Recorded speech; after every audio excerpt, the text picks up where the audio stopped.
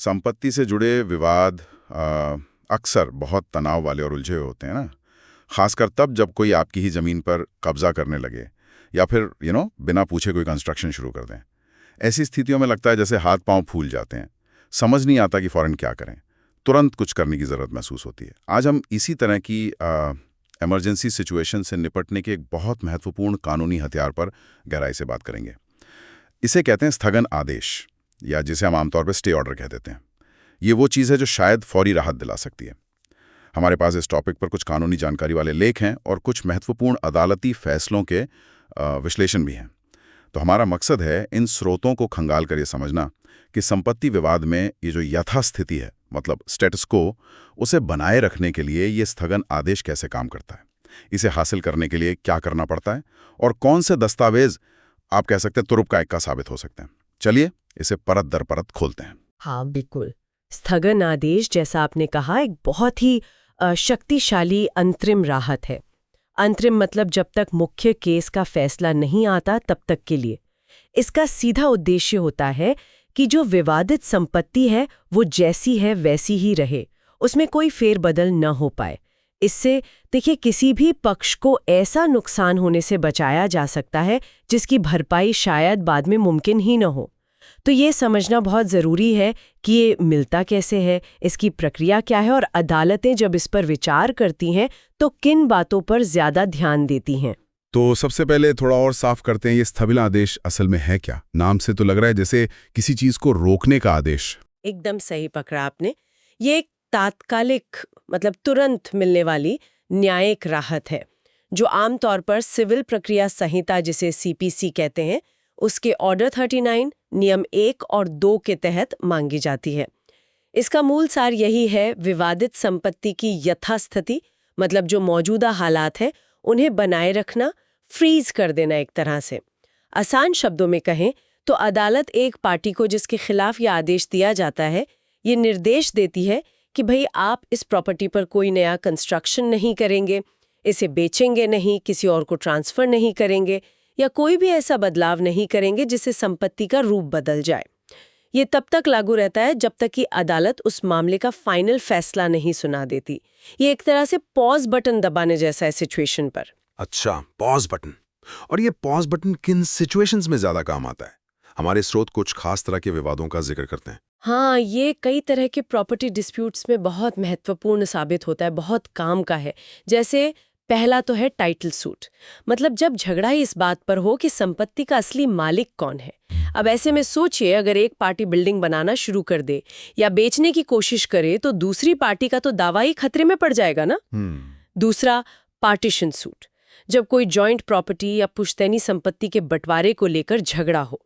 यहाँ भी अगर कोई एक हिस्सेदार अपनी मर्जी से कुछ बनाने लगे या बेचने लगे तो बाकी हिस्सेदारों के अधिकार प्रभावित हो सकते हैं। और फिर कुछ और भी नाजुक स्थितियां होती हैं, जैसे कोई किसी को उसकी जमीन से जबरन निकालने की कोशिश कर रहा हो या अवैध कब्जा कर रहा हो, रातों रात दीवार खड़ी कर रहा हो या फिर किसी सेल अग्रीमेंट के आधार पर कब्जा करने की कोशिश कर रहा हो, भले ही वो पूरा ना हुआ हो। इन सभी मामलों में स्टे ऑर्डर फौरन एक्शन लेकर सिचुएशन को वहीं रोक देता है। समझ गया। तो ये एक तरह की इमरजेंसी ब्रेक हुई। लेकिन ये ब्रेक लगाने के लिए, मतलब स्थगन आदेश हासिल करने के लिए करना क्या पड़ता है? यहीं पर वो दस्तावेजों का खेल शुरू होता है ना? हाँ, बिल्कुल सही कहा आपने। यहीं पर सारा दारोमदार आ जाता है, सारी बात सबूतों पर टिक जाती है। देखिए, स्थगन आदेश की अर्जी कितनी कामयाब होगी, ये बहुत हद तक इस बात पर निर्भर करता है कि आपने सबूत के तौर पर क्या पेश किया है, दस्तावेज कितने मजबूत हैं। स्रोत इस बात पर बहुत जोर देते हैं कि अगर सभी जरूरी और पुख्ता दस्तावेज आवेदन के साथ शुरुआत में ही लगा दिए जाएं, तो अदालत से जल्दी राहत मिलने की संभावना बढ़ जाती है। मतलब तत्काल स्थगन आदेश मिल सकता है। आपको बेसिकली कोर्ट को ये विश्वास दिलाना होता है कि आपका दावा पहली नज़र में मजबूत है और वाकई कोई ऐसी गड़बड़ हो रही है जिसे तुरंत रोकना जरूरी है। हवाई बातों से काम नहीं चलेगा, ठोस सबूत चाहिए। तो सबूतों की इस लिस्ट में सबसे पहले क्या आता है? यहाँ तस्वीरों का जिक्र है, फोटोज। आजकल तो हर किसी के पास फोन है, फोटो लेना आसान है। हाँ बिल्कुल, फोटोग्राफिक सबूत आजकल बहुत ताकतवर माने जाते हैं, खासकर जब आपको तुरंत कुछ दिखाना हो कोर्ट को। अगर दूसरी पार्टी आपकी प्रॉपर्टी पर कुछ ऐसा कर रही है जो नहीं करना चाहिए, मान लीजिए अवैध निर्माण कर रही है या नींव खोद रही है या कोई टेम्पररी शेड या बाड़ लगा रही है, तो उसकी तस्वीरें लेना बहुत ज़रूरी है।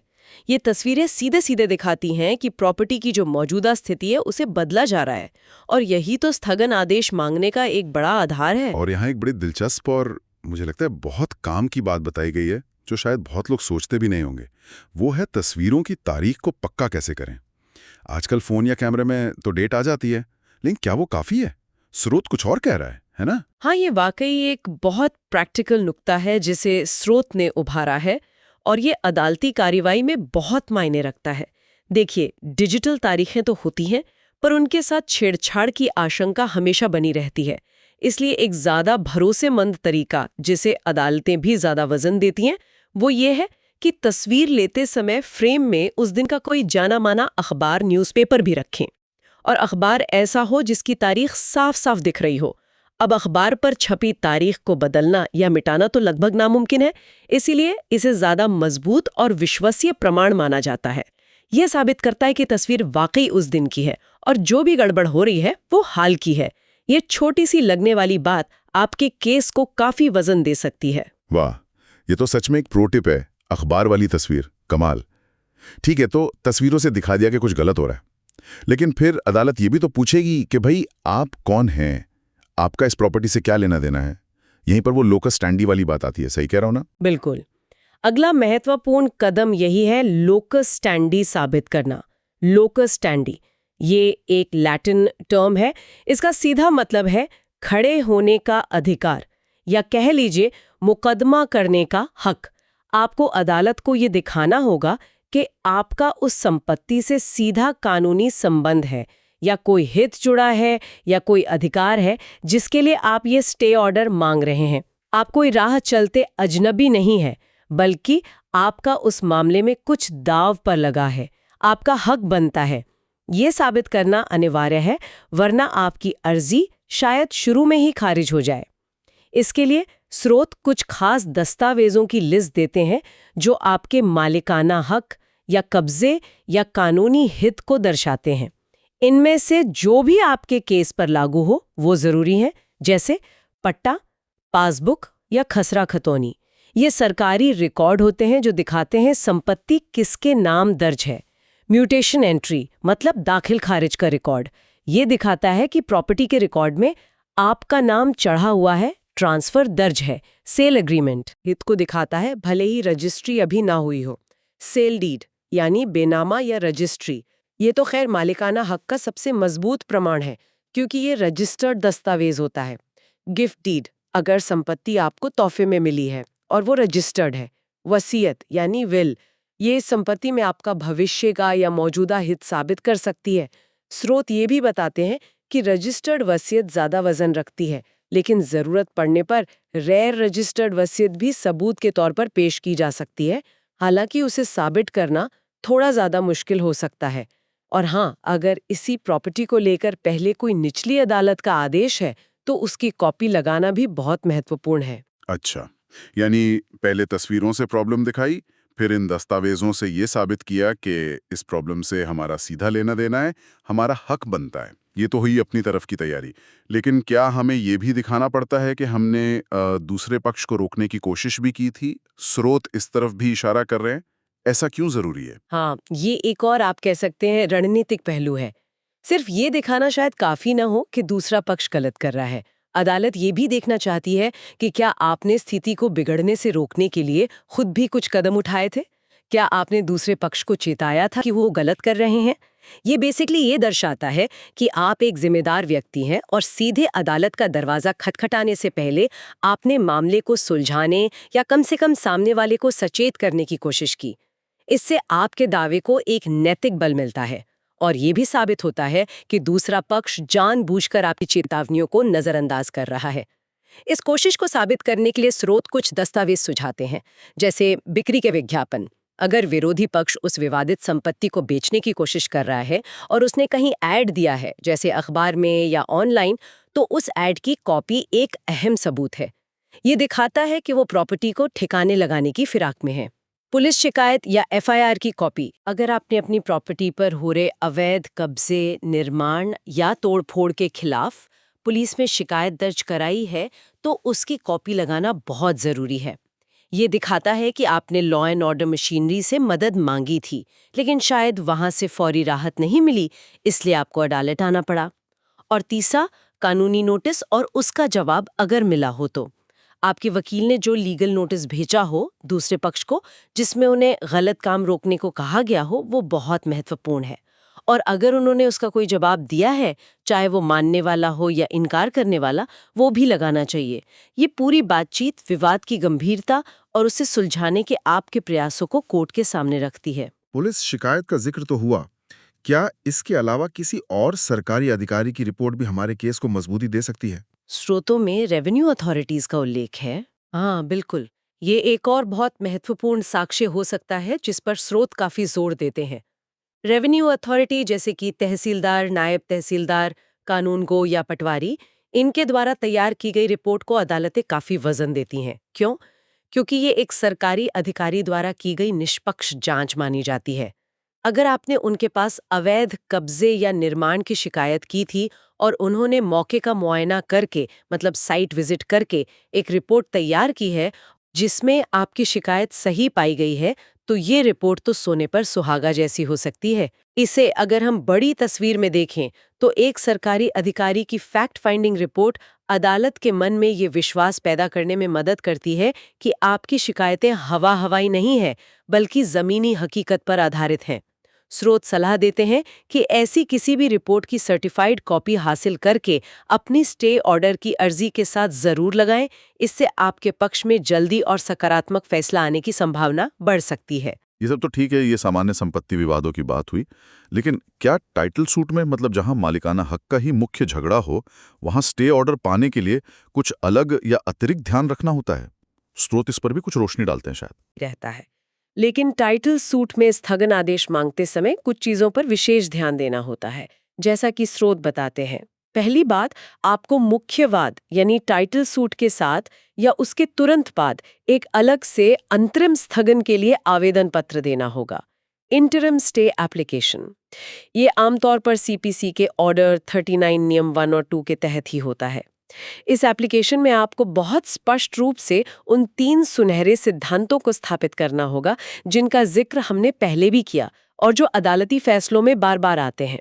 पहला, प्रथम दृष्टया मामला, प्राइमा फेसी केस, यानी पहली नजर में आपका केस मजबूत लगना चाहिए। लगना चाहिए कि आपके पक्ष में कानून है। सिर्फ दावा करना काफी नहीं, सबूतों के आधार पर यह दिखना चाहिए। दूसरा, अपूर्णीय क्षति, इररिपेरेबल इंजरी। आपको ये दिखाना होगा कि अगर स्टे ऑर्डर नहीं मिला तो आपको ऐसा नुकसान होगा जिसकी भरपाई बाद में पैसे से या किसी और तरीके से नहीं हो पाएगी। जैसे कोई पुश्तैनी मकान है, अगर वो टूट गया तो पैसे मिलने पर भी वो यादें, वो महत्व वापस नहीं आएगा। और तीसरा, सुविधा का संतुलन, बैलेंस ऑफ कन्वीनियंस। आपको ये साबित करना होगा कि स्टे ऑर्डर ना देने से आपको जो नुकसान होगा वो उस नुकसान से कहीं ज्यादा है जो स्टे ऑर्डर देने से दूसरे पक्ष को हो सकता है। मतलब पलड़ा आपके पक्ष में भारी है। इसके अलावा अपने मुख्य टाइटल सूट के वादपत्र यानी प्लेंट की एक कॉपी लगानी होगी। स्वामित्व या हित साबित करने वाले सभी जरूरी दस्तावेजों की फोटोकॉपी लगानी होगी। बैनामा, रजिस्ट्री, खसरा खतौनी, दाखिल खारिज, वसीयत, जो भी लागू हो। एक हलफनामा मतलब एफिडेविट देना होगा जिसमें आप शपथ लेकर कहेंगे कि एप्लीकेशन में लिखी बातें सही हैं। और हाँ, निर्धारित कोर्ट फीस चुकानी होगी और जरूरत पड़ने पर स्टैम्प पेपर लगाने होंगे। ये राशि आमतौर पर ज्यादा नहीं होती, राज्य के नियमों के हिसाब से अलग अलग हो सकती है। और अगर आप वकील के माध्यम से ये आवेदन दे रहे हैं तो आपका साइन किया हुआ वकालतनामा भी लगेगा। ये 3 शर्तें, प्रथम दृष्टया मामला, अपूर्णीय क्षति और सुविधा का संतुलन, सुनने में तो बहुत लॉजिकल लगती हैं। ये साबित करना जरूरी है। अच्छा, ये तो हुई हमारी तैयारी की बात कि हमें क्या क्या करना है, लेकिन अदालतें खुद स्टे ऑर्डर देते समय किन बातों का ध्यान रखती हैं? क्या इस पर कोई तय कानूनी सिद्धांत हैं? हमारे स्रोतों में कुछ महत्वपूर्ण अदालती फैसलों, लैंडमार्क जजमेंट्स का जिक्र है। ये जानना दिलचस्प होगा कि सुप्रीम कोर्ट ने इस पर क्या दिशा निर्देश दिए हैं। हाँ, ये बहुत महत्वपूर्ण है क्योंकि इन्हीं सिद्धांतों के आधार पर निचली अदालतें फैसला लेती हैं और सुप्रीम कोर्ट ने कई ऐतिहासिक फैसलों में स्टे ऑर्डर देने के मूल सिद्धांतों को बार-बार स्पष्ट किया है। स्रोत कुछ मुख्य केस और उनसे निकले सिद्धांतों का हवाला देते हैं। पहला और सबसे महत्वपूर्ण, 3 शर्तें अनिवार्य है। जैसा हमने अभी टाइटल सूट के संदर्भ में बात की, ये 3 शर्तें प्रीमा फेसी केस, इररिपेरेबल इंजरी और balance of convenience stay order के लिए अनिवार्य हैं।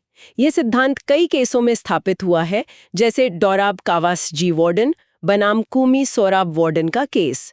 तीनों का एक साथ साबित होना जरूरी है। किसी एक का भी कम होना आपकी अर्जी को कमजोर कर सकता है। दूसरा, वैकल्पिक उपाय का सिद्धांत। एक केस है जेनिथ मार्टाप्लास्ट पीवीटी लिमिटेड बनाम स्टेट ऑफ महाराष्ट्र।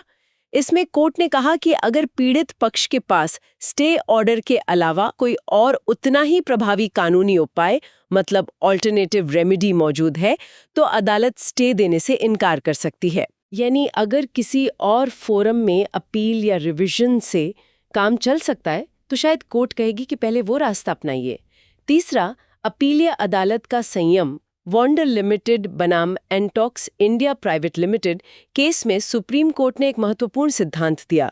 वो ये कि अपीलीय अदालतें जैसे हाई कोर्ट या सुप्रीम कोर्ट आमतौर पर निचली अदालत द्वारा दिए गए या मना किए गए स्टे ऑर्डर में आसानी से दखल नहीं देती। वो तभी दखल देंगी जब निचली अदालत का फैसला बिल्कुल मनमाना लगे या विकृत हो या स्पष्ट रूप से कानून के खिलाफ हो, वरना निचली अदालत के विवेक का सम्मान किया जाता है। चौथा, विवेकाधीन शक्ति, मनमानी नहीं। ये बार बार कहा गया है कि स्टे ऑर्डर देना अदालत की विवेकाधीन शक्ति है, डिस्क्रिशनरी पावर है, लेकिन ये विवेक मनमाना नहीं हो सकता। इसे न्यायिक सिद्धांतों, तथ्यों और परिस्थितियों के आधार पर ही इस्तेमाल किया जाना चाहिए। पांचवा, प्रक्रिया के दुरुपयोग पर रोक। ये एक बहुत अहम बिंदु है। रमेश्वरी देवी बनाम निर्मला देवी केस में सुप्रीम कोर्ट ने इस बात पर गहरी चिंता जताई थी कि स्टे ऑर्डर की प्रक्रिया का, खासकर प्रॉपर्टी डिस्प्यूट्स में, बहुत दुरुपयोग होता है। लोग झूठी अर्जियां लगाकर मुकदमे को लंबा खींचते हैं या दूसरे पक्ष को परेशान करते हैं।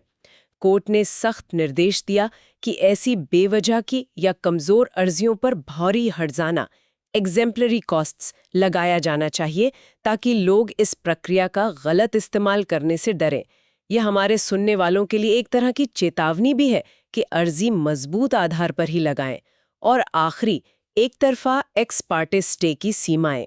स्रोत सीपीसी के ऑर्डर 39 नियम 3 का भी जिक्र करते हैं।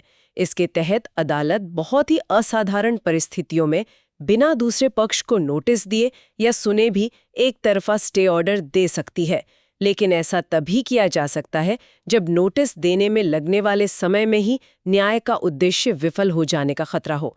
जैसे अगर आज रात ही कोई बिल्डिंग गिराने वाला हो। अगर ऐसा एक तरफा आदेश दिया भी आता है, तो अदालत को इसके कारण रिकॉर्ड करने होते हैं और दूसरे पक्ष को जल्द से जल्द सुनवाई का मौका देना अनिवार्य होता है। तो ये सब सुनने के बाद ये तो साफ है कि भाई स्थगन आदेश पाना कोई बच्चों का खेल नहीं है, आसान नहीं है।